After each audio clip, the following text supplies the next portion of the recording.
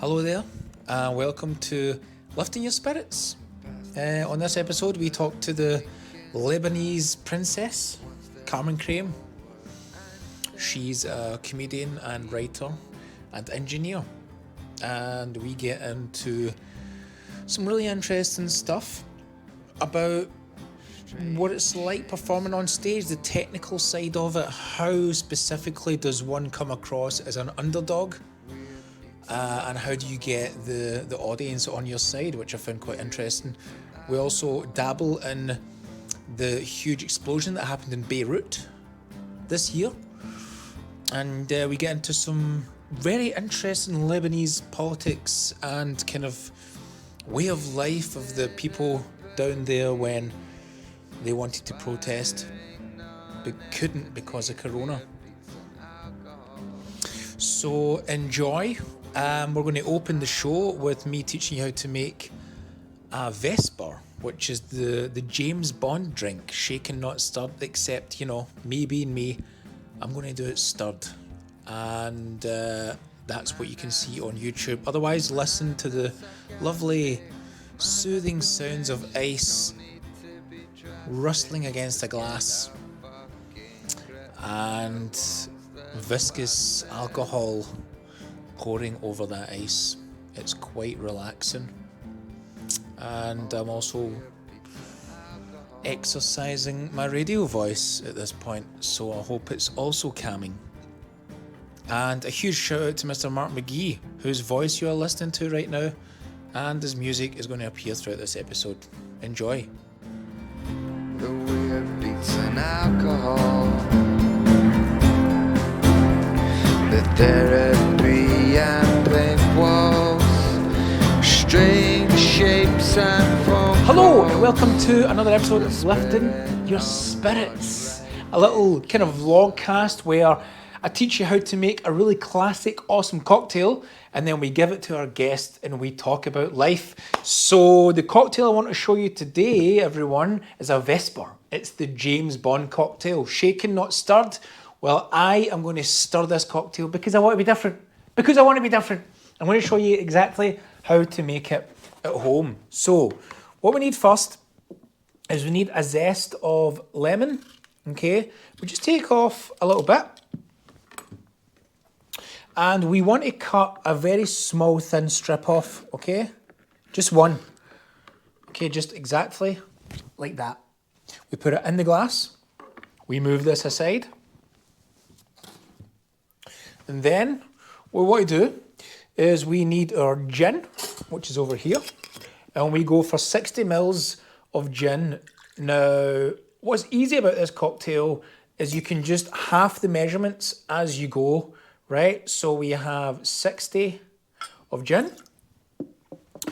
which means our next port of call, vodka, we're going to have 30 in here. So we have our 20 mils, and we half fill. And then we're going to use Lillet. And this is actually a rosé Lillet, and it just gives a little depth to the colour of this drink because it's very transparent. This makes it quite interesting. And this little liqueur, this wine liqueur, brings all the sweetness that we're looking for to this. It gives it it balances everything very well with the gin and the vodka. So we need half of what we use for the vodka, 15. And then we are ready to give it a little taste, which is always very important, right?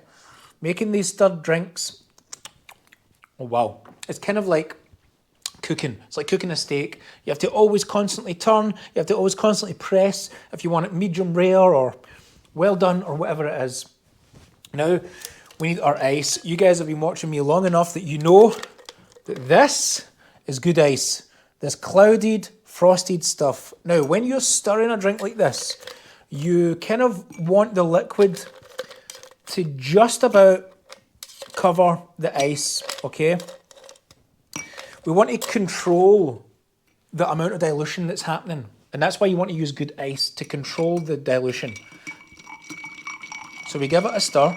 You don't need to put your ice all the way up to the glass. You give it a stir and you let that ice melt a little bit so that the liquid covers the ice. Then you add more, again, just so that the ice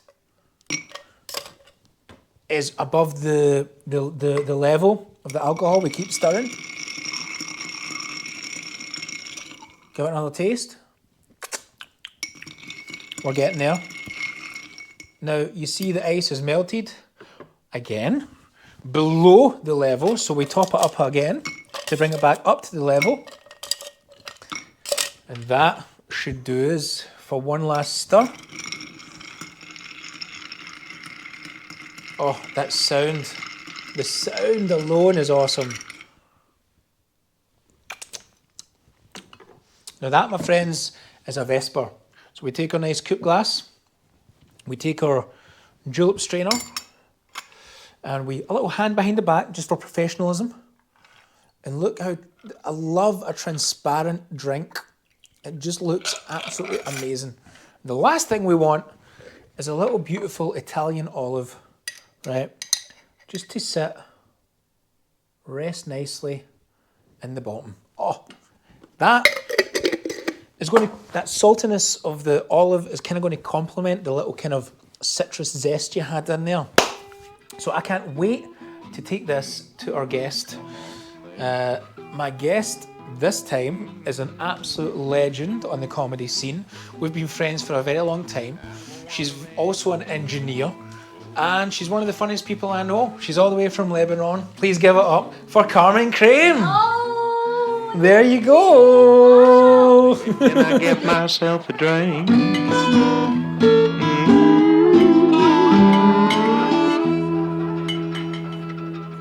So, Carmen. hello. Nice. How do you like the drink? I really like it. It makes me feel super powerful. It's boozy.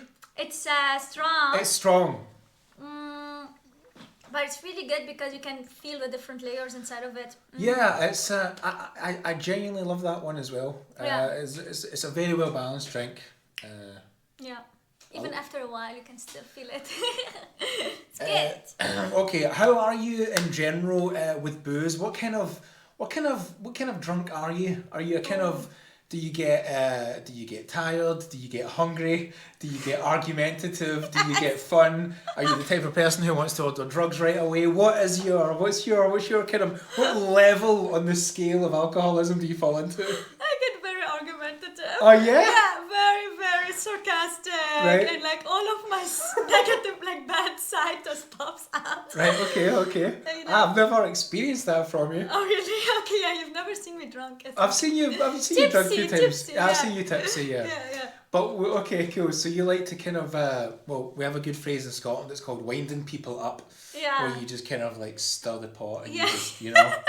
Okay, so you're one of those. Yeah, I get into political conversation that I shouldn't get into after like 3 bottles of wine. Okay, great. Well, we're going to be getting into some politics, so I'm glad we've got some booze in you. So how are you doing, man? What's going on in your life? How are you doing? Are you with this whole pandemic stuff? Are you still writing? Are you enjoying stuff? Are you chilling out? Are you going forward? What's happening? Yeah, it depends. When it first started, I didn't have a good time at all. Like when it first started in March, I wasn't. I think because right before the pandemic, I was doing quite good in comedy and started thinking, oh man, maybe this is it, the switch where I can reduce my hours or something. And then bam, March happened, and it took me a while to realize the impact that it had on me, and to realize how much comedy was such a core part of my lifestyle. Yeah. So was right. So were you on a kind of upward trajectory on your stuff? I think so. Yeah, I was getting good when it comes to like longer sets and getting booked or whatever. It still wasn't enough to make like a career out of it, but like compared to 5 years ago, it was exactly what I wanted to be. Because you done your first solo show, or like was it back in the end of last year? I remember you coming to the supper club that me and Simone were doing. Yeah. You were doing it on the same night. You came in. You were like, I'm on outside. Oh, yeah. And we were like, yeah. Oh, that was the night. Yeah. That was the night. And we were like, oh, good luck, you know? Yeah, exactly. I was doing my solo show, but it wasn't the first time I was doing it.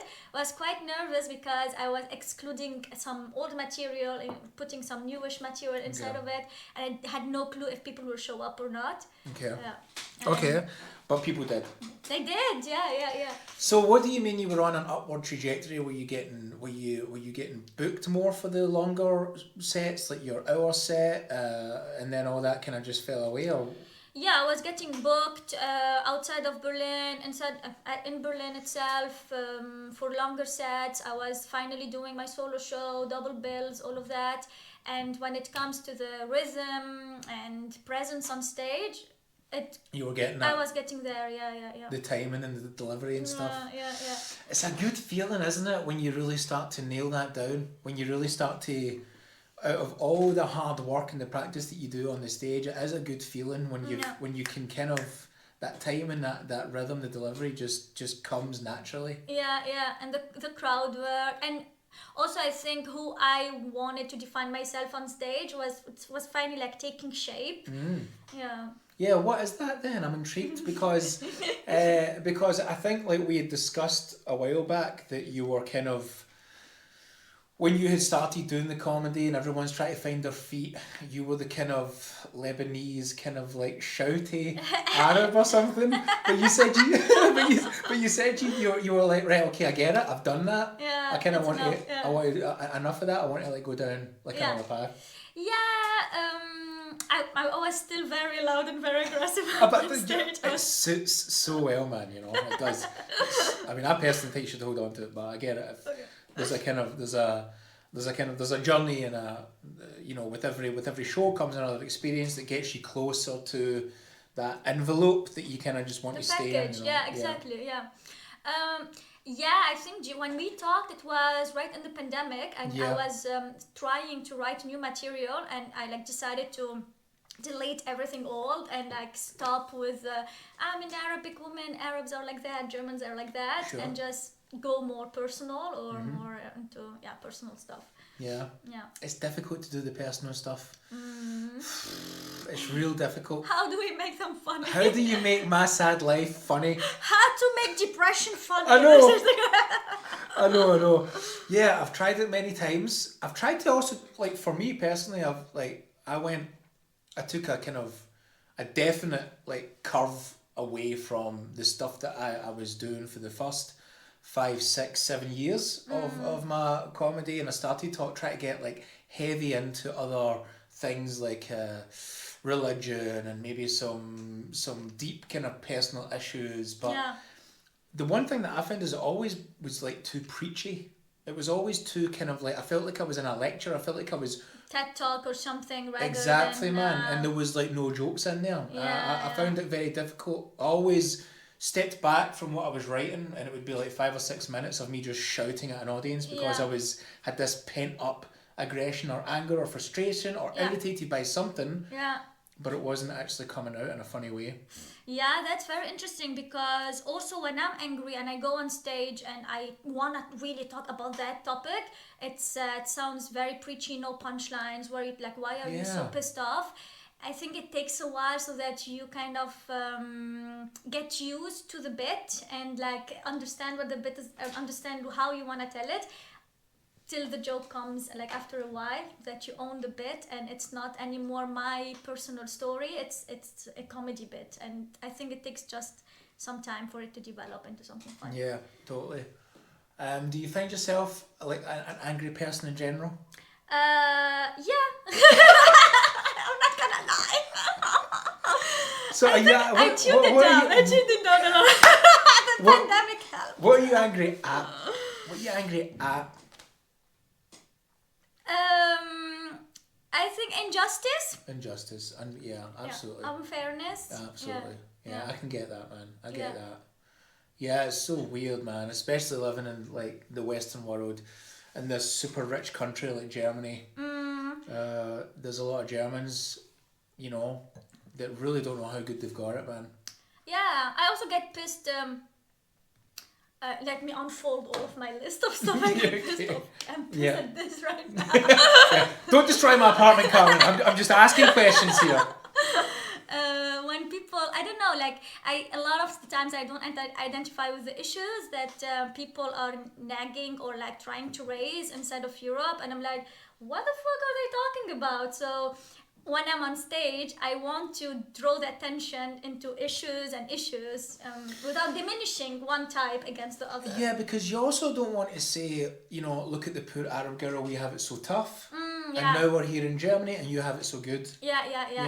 You want to kind of shatter that illusion and kind of be a little bit more kind of forthcoming and clever. Yeah, exactly. With it, I think, that can also be quite difficult as well because it's so easy just to, criticize or judge or like whatever. Yeah. Well, the thing I find difficult is that when I bitch about, I've not got too much to complain about because, I do come from quite a privileged place in the world. Yeah. I don't really come from a privileged background, right? Like, for a start, I'm fucking white and I'm male. So automatically, I'm up here.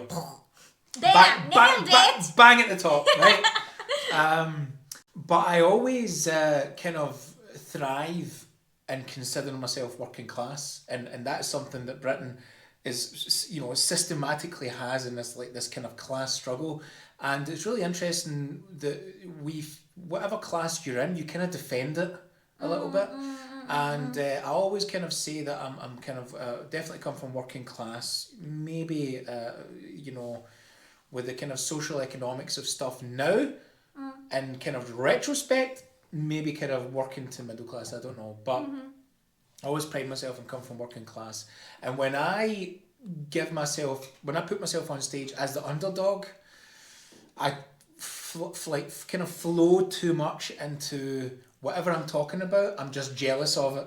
So everything is better except for the working class. I've had to struggle more. Yeah. I've had to fight more. I will never get what you've got. Yeah. And that's not really true, but it comes across as jealousy. And it's not at all. I couldn't give a fuck. I'm just proud to be... You're defending your background. I'm defending and at the same time defining the background that I come from and why I'm happy for it. But when you kind of bitch about it, it kind of seems a little bit as jealousy. I wonder if you ever have the same thing when you're like defending kind of your Lebanon background or femininity even. I do get criticized of not being the typical kind of feminist or something sometimes, as in I don't know, like I had a joke once and I think like a lot of people didn't like it. It's go for it. About oh god. Go for it. I love it. No. I think I just made fun of how feminism is defined in Europe sometimes, not everybody, okay? It's cool, it's all good. It's like, having like hair under your armpit hair or Sure, whatever. Sure, that's the kind of, okay. Yeah, and like going to protests and fighting for like, hey, don't open the door for me, asshole, hey, da-da-na-na-na. And then it's like, if you would have the same protest in the Middle East, it would be different time of banners that people will hold, and on the street it would be more like, please don't let me marry my cousin or whatever. God. Okay. But it happens. Man, like, talk about the truth. Yeah. That's all you can do. It's like the number one rule of storytelling, like, write about what you know. You have to do it, man. You have to do it. Yeah. But yeah, that's interesting, man. That does bring me on to the point that you're from Lebanon. And man, there was some crazy shit happening in Lebanon back in August of 2020. Unreal, that huge explosion that you had. No, it's insane. It was really insane. How much did that rock everything? Like, how much did that have such a powerful kind of social impact? Like, what the only thing I really know about it is that there was like explosive there that were getting stored for like 6 years. Yeah. And then somehow it went off. And then there was a lot of aggro happening. Government officials were resigning and all that. What happened? So the whole so in Arabic we call it thawra, which is called revolution, and this is the Lebanese revolution, or thawra started. It didn't start after the explosion. It started back in October last year, and it was mainly people noticing that prices are getting higher, and they can't really, they don't have a lot of security with the banking system, and we know already that a lot of the politicians that are in the government are super corrupted and stealing money from the people. So there was like a huge revolution starting in October, and it was for the first time ever, that a huge amount of or number of Lebanese people going to the streets, a million and millions outside of Lebanon, and shouting the same thing. It was called كلن يعني كلن. By all we mean all. We want you, like all of you, get the fuck out of the country and leave us alone. Not just one individual party, not just one leader. Everybody. Get the fuck out. Like, it's enough. You've stolen everything.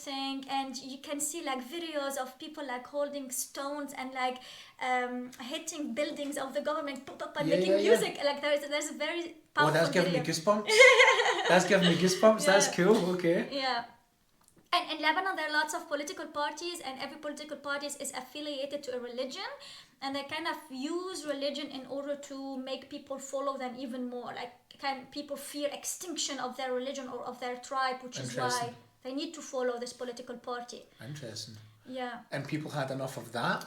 People had enough. Like, there was, like, from students, I think, the idea of, hey, we want a government of experts, like experts in economics, somebody who has a doctor in medicine, of course, is gonna yeah, totally. Or philosophy or literature, or you can be doctor and everything.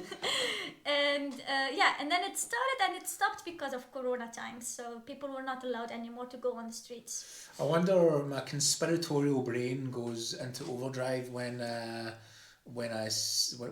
things like that happen, like within the spirit of a revolution. The corona happens, pandemic happens, and then the governments have the best excuse. Exactly. And it's a huge form of control. Happened in Chile. Oh yeah. Chile were going crazy. Yeah.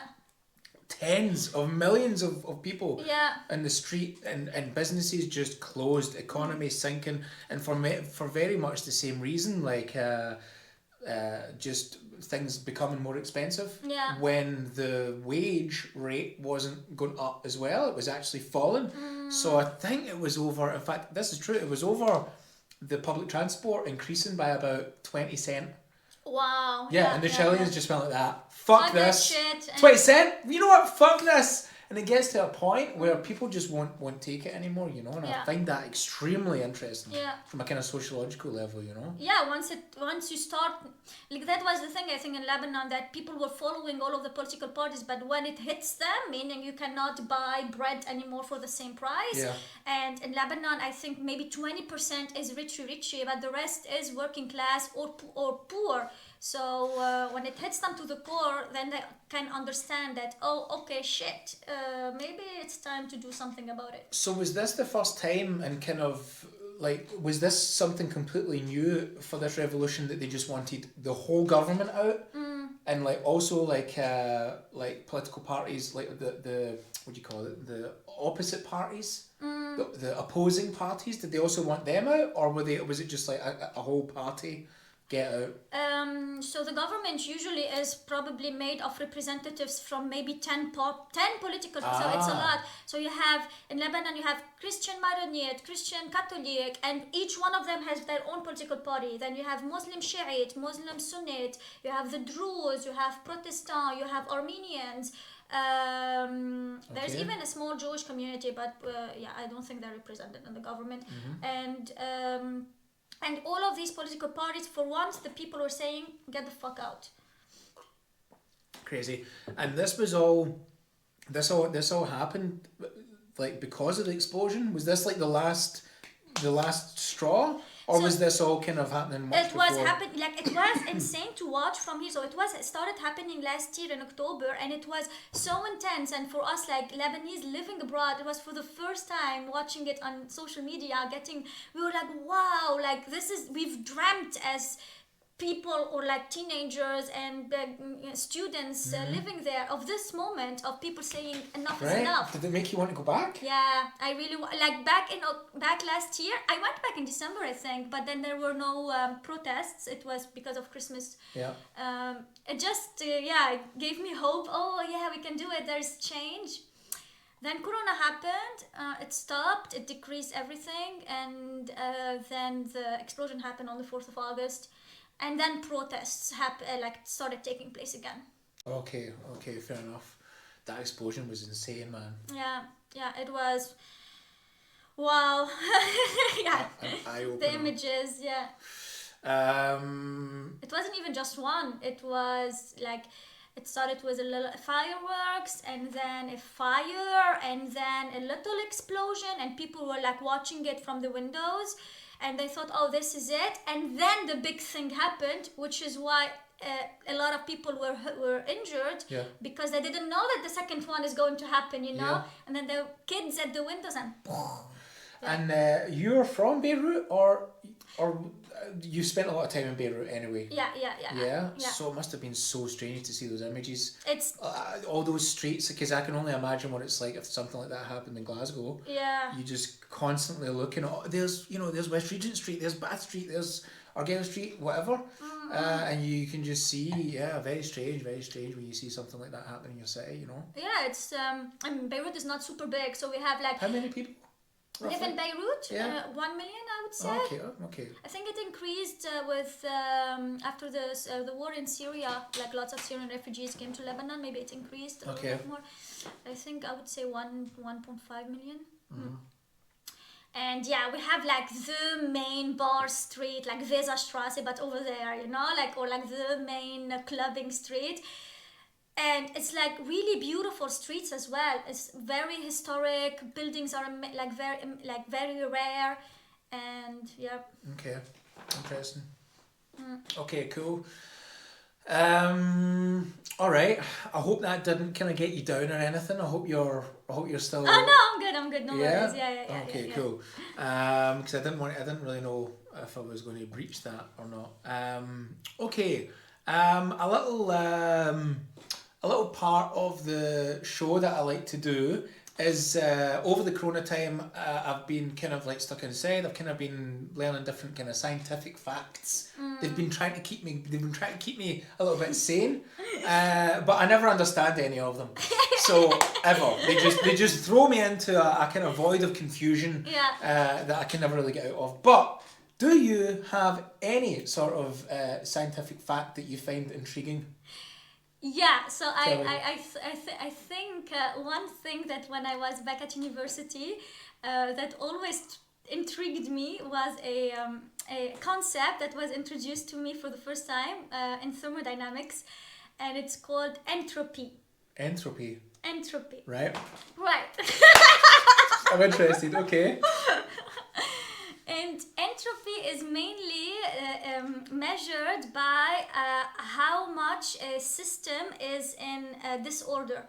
So, for example, if you can take a bunch of molecules, if they are like very well sorted in a square, they're not in a chaotic state. Sure.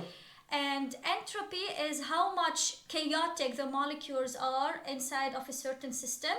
And the more chaotic they are, the less energy the system is able to give and receive. Interesting. Yeah. How can that? I wonder if that must relate to human beings. Exactly. The more chaotic you are, the less energy you have for things. So maybe systematic organization in your life would give you more energy. Or with yourself, people laugh maybe at yoga and how it gets you centered, but it does get you centered. Yeah. And you know, So this is a scientific term.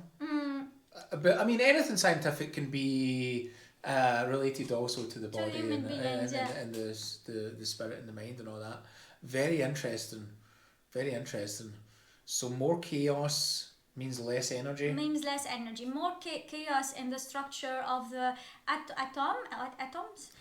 Yeah. And then it leads to the second law of thermodynamics, which says that an isolated system, and if you take a system and you isolate it, and then there's no energy in, no energy out, the molecules inside of the system, or the system, tends usually to increase its entropy, meaning to get more chaotic. Okay. And then relate that to people like that. Yeah, shit. Okay, very interesting. Especially that the world right now is in a bit of a chaotic state.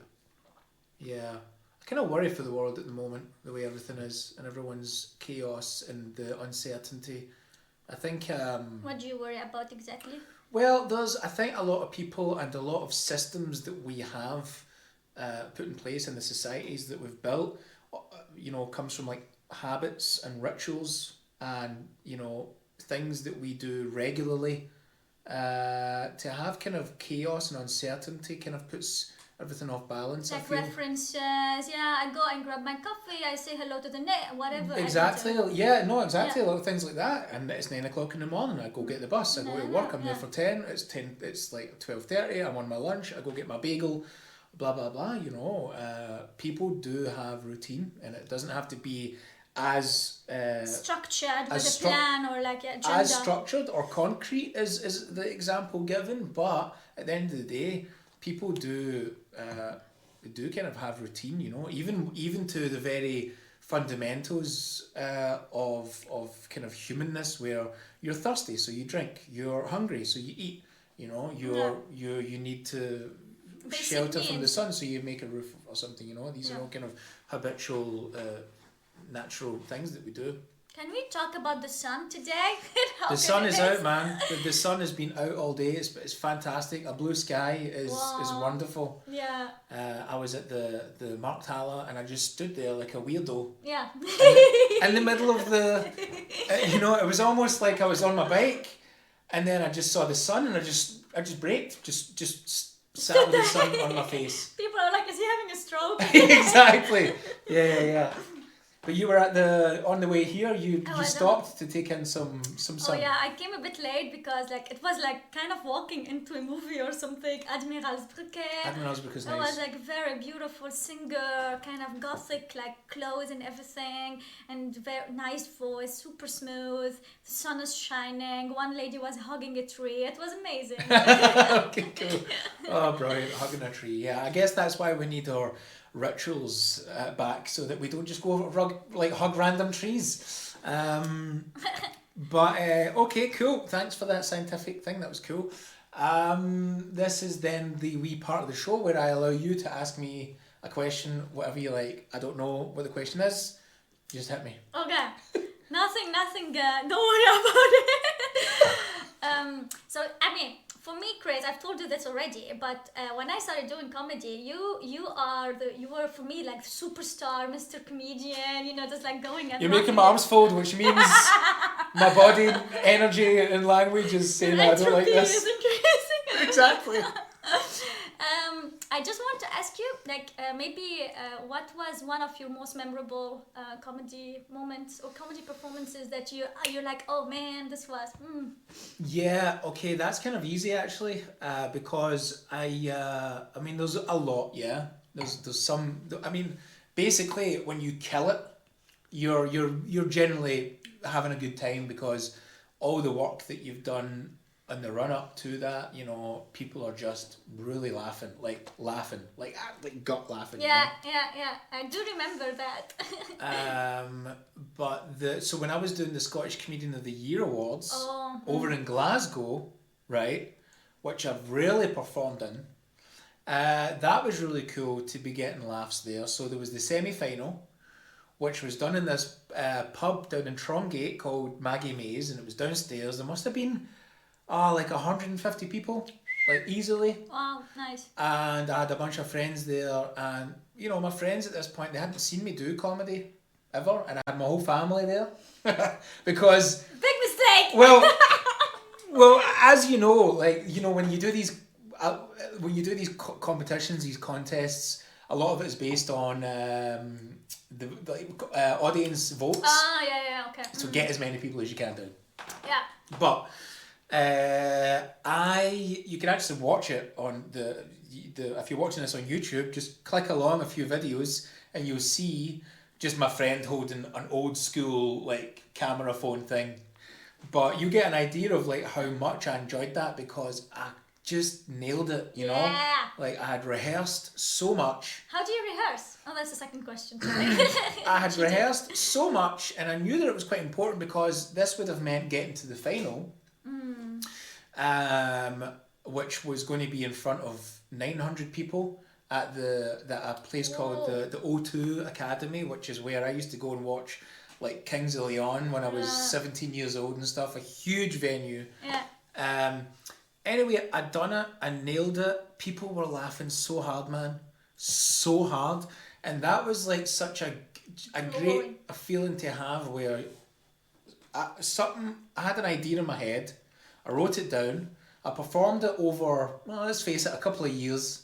And then I was able to do it in that moment where I was a nobody. I still am a nobody, but like, especially in Glasgow, they were just like, who's this guy? We haven't seen him on the scene at all. Oh, he lives in Berlin. He comes from Glasgow though.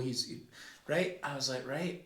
And it was just, that was an absolute highlight because it was audience voting. Yeah. But I won by like a landslide. Yes. Apparently, everyone just, my name was at the top. You know. Yeah. It felt good, man. It felt good. It did feel good. And then I got to the finals, and that was fucking Scary, something else. yeah. Oh my god. Oh my god. You know, sitting on the wings when you're the MC is on stage and he's about to call you out. You're about to go on stage. 900 people. And I was like, you've got this, Chris, you've got this. So, it's all good, man. Like, I just kept on going up and down. And Yoga, please. Yeah. I just kept on going up and down. And he's like, I'm gonna be sick. Don't be sick, man. Don't be sick. Okay, Chris Davis on the stage. Hey, you know.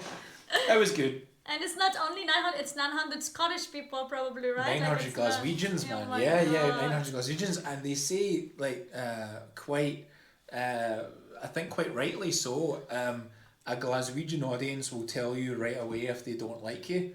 Yeah. And if you don't win them over in the first 30 seconds to a minute, forget it, man.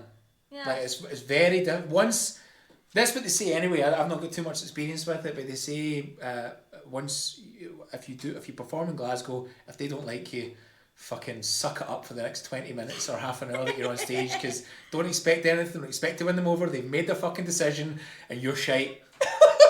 Edinburgh's a bit different, as you know. Yeah, like the like Fringe, more international, and they're more, the Edinburghers are more lenient. They're like, oh, we've got this, it's fine, we'll give you a chance. Yeah, you know? yeah. But yeah, I got heckled when I was doing the Glasgow Comedy Final.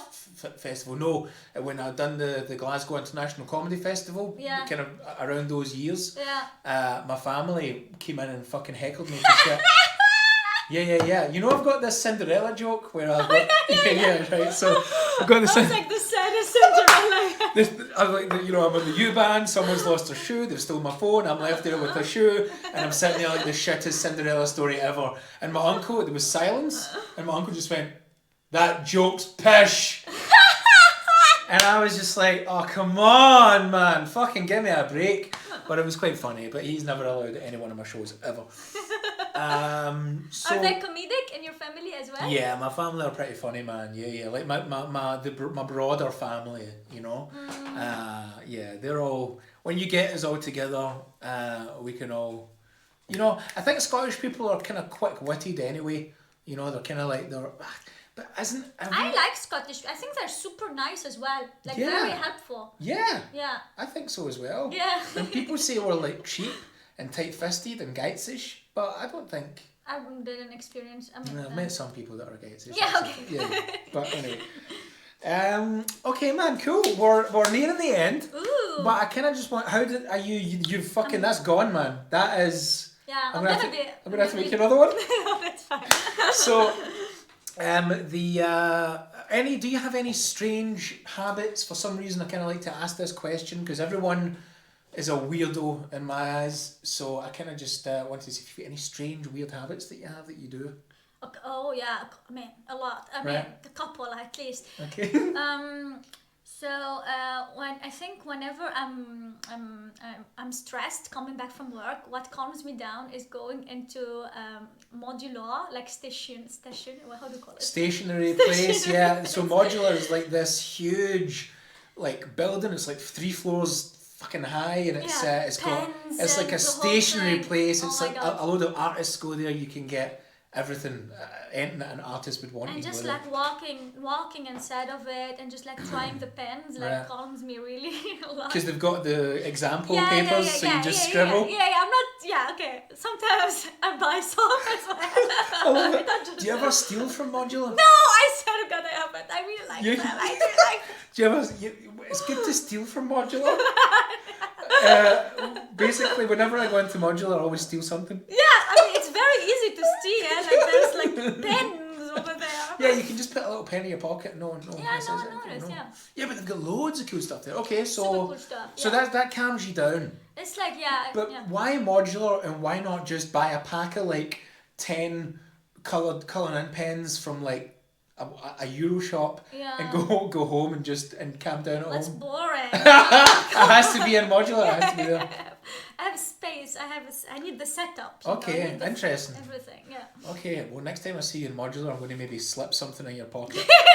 Just so you get home and you're like, what the fuck is this? Anything else? I tend to repeat my comedy bits like that. Usually when I go on walks. Sometimes I have like a comedy, a bit in my head. Finish your sentence, Carmen. Jesus. And I start like talking about it, like speaking it up while walking, and I don't notice that I'm loud. And usually sometimes it's something offensive, so people are like watching them. Why is this girl saying "dick" in the middle? Yeah, it's weird that we do that before going on stage. We have to have a little walk around the block. Yeah, walk around the block, and yeah. Yeah, it's a weird one though. It's stand-up comedy. I can't wait to get back, man. I'm also I stopped in like mid-October when the numbers were like rising up a lot, and I'm like, oh yeah, it's good to be, but now I'm like, oh god, I can't wait to like I need know. it. Give Yeah. me back my drug. Yeah, there's I talked about this in one of my other podcasts, but there's like this lack of affirmation that we have right now as comedians, that we just want that room full of people laughing at what we've done, just to feel that, just to go, I'm still funny, because when you're writing stuff on paper, you fucking know if it's funny or not, you know? And in between, like when things started again in August or something, it was fun, but it wasn't as much fun. It was still this awkward vibe of like, oh, are we safe? Are we not safe? People couldn't let go. And let's face it, comedy, you know, is, when you go to a comedy club, it genuinely is everyone closed up together, touching shoulders, feeling people jiggle at laughter, you know, that is what it is. Yeah, the vibe, yeah. I was, you know, have you been doing any online stuff? Have you been getting gigs for like online corporate stuff, or even like Zooms and shit? A couple, but I didn't say like recently. I did them at the beginning of the pandemic maybe, but now I don't do them because I don't feel like it. Yeah, it's weird. It's super weird. It's super strange. weird, yeah. I've had a couple of nice ones, I've had a couple of off ones, but yeah. The nicest ones were when there was just 7 people. Yeah. I got booked to do a thing for a Christmas thing. They wanted cocktails and like me talking to them. Yeah. They kind of just wanted to actually learn how to make a cocktail, really. Yeah. And they loved it. Yeah. And it made me feel really good afterwards. Yeah. Because I felt affirmed. I was like, wow, people were like, you know, silently in those little boxes, Yeah. just like that. It was very, very strange. Yeah. I miss everything that comes with live. So I miss, you know, there's a particular energy that comes with people. People have left the house, right? People have bought a ticket. They've called up their friends. They've met someplace. They've had a little drink. They've put on some nice clothes. And they wanna watch and comedy. they want to come down and watch you, man. And that's what you feel that, because when they walk in, they see somewhere new, they're like, oh right, it must be in there, and then they get excited, and then they get into the theatre, and then they sit down and they see the lights and they see the drinks, and that's a thing. That's like an energy that is not chaotic. And it's kind of like, you know, call back central.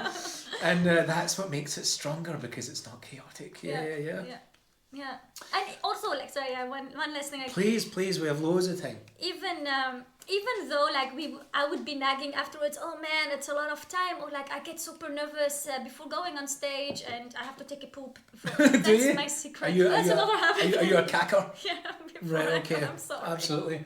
Yeah. No, we all do. To be fair, it just depends what consistency it is. Really depends on how big the show is. You know. Yeah.